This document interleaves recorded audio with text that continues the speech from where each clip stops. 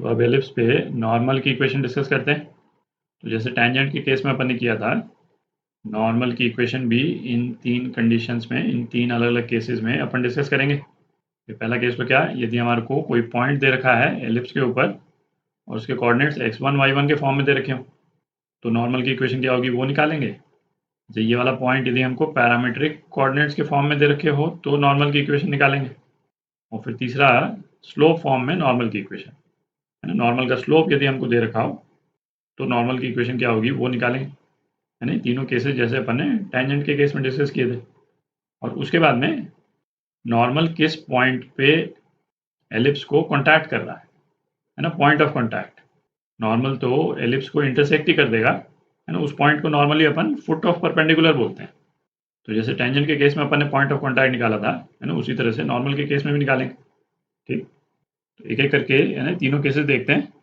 तो पहला केस क्या हो गया कि हमारे को एलिप्स पे जो पॉइंट है x1 y1 के फॉर्म में दे रखा है, तो इस पे टेंजेंट जो है वो तो ये बन जाएगा। अच्छा, और नॉर्मल जो है वो इस टेंजेंट पे परपेंडिकुलर, है ना, कुछ इस टाइप का बन जाएगा।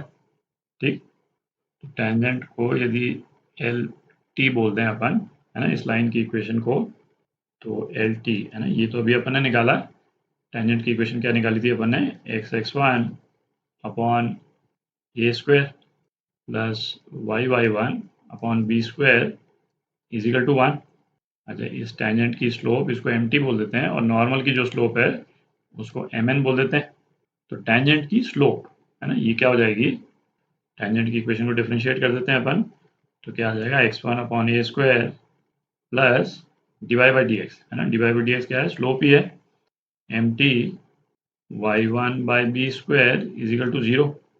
तो टेंजेंट की स्लोप, है ना, ये क्या आ गई, minus x1 b square upon y1 a square, है ना, ये आ गई।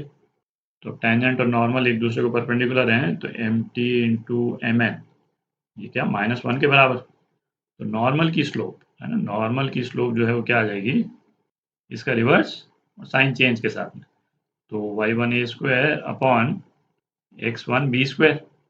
ठीक, तो अब अपन नॉर्मल की इक्वेशन निकाल सकते हैं, है ना। इसको मैं नॉर्मल को यदि एल एन बोल दूं, है ना, ये नॉर्मल की लाइन है, तो इसकी इक्वेशन क्या हो जाएगी, पॉइंट स्लोप फॉर्म में y minus y1 is equal to slope of normal y1 a square upon x1 b square into x minus x1, है ना, ये हो जाएगी।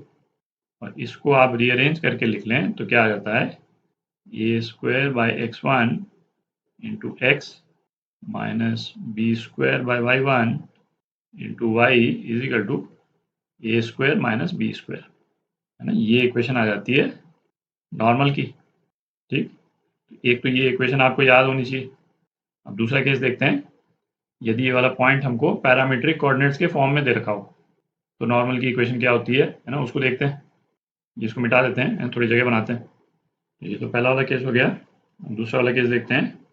एलिप्स पे जो पॉइंट है हमको पैरामीट्रिक फॉर्म में दे रखा है, तो कोऑर्डिनेट्स जो है वो क्या है, ए कॉस थीटा और बी साइन थीटा। तो जैसे टेंजेंट के केस में अपन ने किया था, x1 की जगह पे ए कॉस थीटा रख देते हैं और y1 की जगह पे बी साइन थीटा रख देते हैं। अपने पास में पैरामीट्रिक कोऑर्डिनेट्स के फॉर्म में नॉर्मल की इक्वेशन आ जाएगी।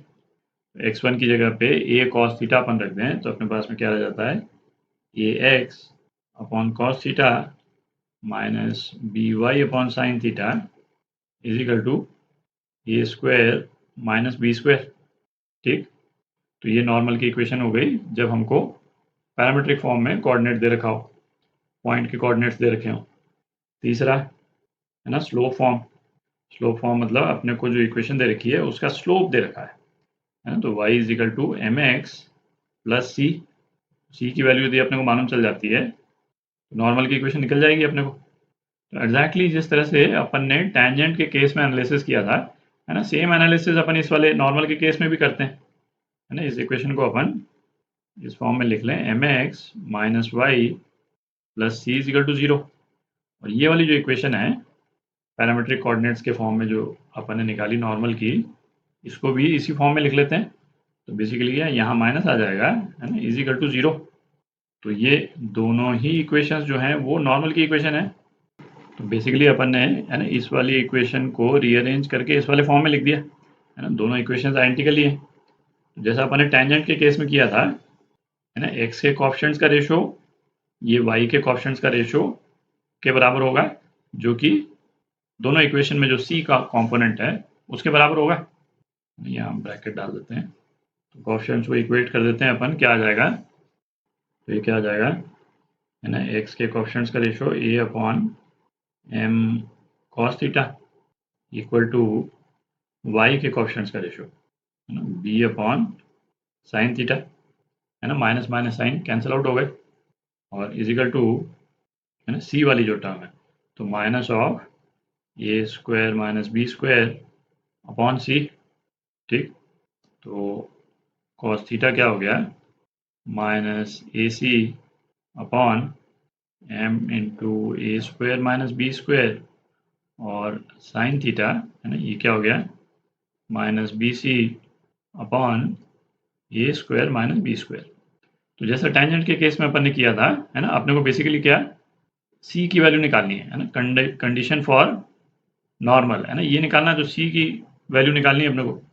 तो इन दोनों इक्वेशंस को स्क्वायर करके ऐड कर देते हैं, तो sine square theta plus cos square theta ये तो 1 हो जाएगा, और यहाँ पे एक सी स्क्वायर की टर्म आ जाएगी है ना, एग्जैक्टली जैसे टेंजेंट के केस में किया था वैसा आप कर सकते हैं। तो मैं फाइनल रिजल्ट ही लिख देता हूँ, सी की वैल्यू लिख देता हूँ है ना, इन दोनों इक्वेशंस को स्क्वायर करके आप ऐड कर दें तो सी की क्या वैल्यू आ जाती है ना, प्लस माइनस, क्योंकि वो अंडर रूट वाली टर्म रहती है, तो plus minus m into a square minus b square upon under root of a square plus m square b square. आप रिकॉल करें है ना, टेंजेंट के केस में है ना अंडर रूट में इस तरह की एक टर्म आई थी, और टेंजेंट के केस में एम स्क्वायर जो है वो ए स्क्वायर के साथ था। यहाँ पे ये जो एम है ना, नॉर्मल का स्लोप है यानी, इसको ध्यान में रखें। तो ये जो इक्वेशंस हैं, और ये वाली इक्वेशन जहाँ पे सी की ये वैल्यू आती है ना, इतना भर तो आपको याद रहना चाहिए। एलिप्स के केस में एक बेटर चीज़ क्या है, आपकी स्टैंडर्ड इक्वेशन एक ही है ना, पैराबोला के केस में जैसे 4 अलग अलग तरह के फॉर्म हो जाते थे है ना, Y square is equal to 4ax, फिर x square is equal to 4ay है ना, फिर प्लस और माइनस करके। एलिप्स में कम से कम उतने तरह के फॉर्म्स नहीं है, तो ये बेसिक इक्वेशंस है ना, इनको तो जरूर याद कर लें। अब पॉइंट ऑफ कॉन्टैक्ट देख लेते हैं नॉर्मल का, थोड़ी जगह बनाते हैं। तो point of contact of normal, इसको हम क्या बोलते हैं, इसको हम फुट ऑफ परपेंडिकुलर भी बोलते हैं, फुट ऑफ परपेंडिकुलर। और वो क्यों, क्योंकि नॉर्मल जो है इसी वाले पॉइंट पे जो टेंजेंट होगा उस पे परपेंडिकुलर होता है, तो बेसिकली परपेंडिकुलर का जो बेस पॉइंट है ना, फुट है, वो नॉर्मल का पॉइंट ऑफ कॉन्टैक्ट हो जाएगा। तो नॉर्मल का पॉइंट ऑफ कॉन्टैक्ट निकालने के लिए है ना, कोऑर्डिनेट्स वगैरह के काफ़ी लंबे एक्सप्रेशंस आते हैं है ना, उसको तो याद नहीं करें है ना, कोई फ़ायदा नहीं है। एग्जामिनर भी नहीं एक्सपेक्ट करेगा कि आपको जो है वो इतने ढेर सारे वेरिएबल्स के साथ में वो फॉर्मूले याद हो। तो बेस्ट क्या है, यदि तो आपको नॉर्मल की स्लोप दे रखी है, भाई नॉर्मल की स्लोप mn यदि आपको दे रखी है, तो आप टेंजेंट की स्लोप तो निकाल ही सकते हैं। ठीक, ये नॉर्मल की स्लोप आपको दे रखी है, आप टेंजेंट की स्लोप निकाल लें है ना, mt टेंजेंट की स्लोप आप निकाल लें, और टेंजेंट की स्लोप निकाल करके टेंजेंट की स्लोप के टर्म्स में पॉइंट ऑफ कॉन्टैक्ट क्या है ये तो अपन कर ही चुके हैं पिछले वीडियो में है ना, क्या रिलेशन निकाला था अपन ने, ए कॉस थीटा है ना minus a square m upon, ये एम टेंजेंट है, m tangent upon a square m tangent square plus b square है ना, ये तो एक्स कोऑर्डिनेट, और वाई कोऑर्डिनेट क्या हो जाएगा, a sine theta is equal to b upon under root a square m tangent square plus b square, क्योंकि इस वाले टेंजेंट का जो पॉइंट ऑफ कॉन्टैक्ट है और नॉर्मल का जो फुट ऑफ परपेंडिकुलर है, ये पॉइंट तो सेम ही है। तो नॉर्मल के टर्म्स में पॉइंट ऑफ कॉन्टैक्ट के कोऑर्डिनेट्स याद करने के बेटर यही है कि नॉर्मल के स्लोप से आप टेंजेंट का स्लोप निकालें, और टेंजेंट के स्लोप के टर्म्स में तो आपको पॉइंट ऑफ कॉन्टैक्ट की इक्वेशन मालूम ही है ना, इसको फिर आप यूज़ कर सकते हैं। अब अगले वीडियो से है ना टेंजेंट और नॉर्मल से रिलेटेड कुछ क्वेश्चंस करेंगे।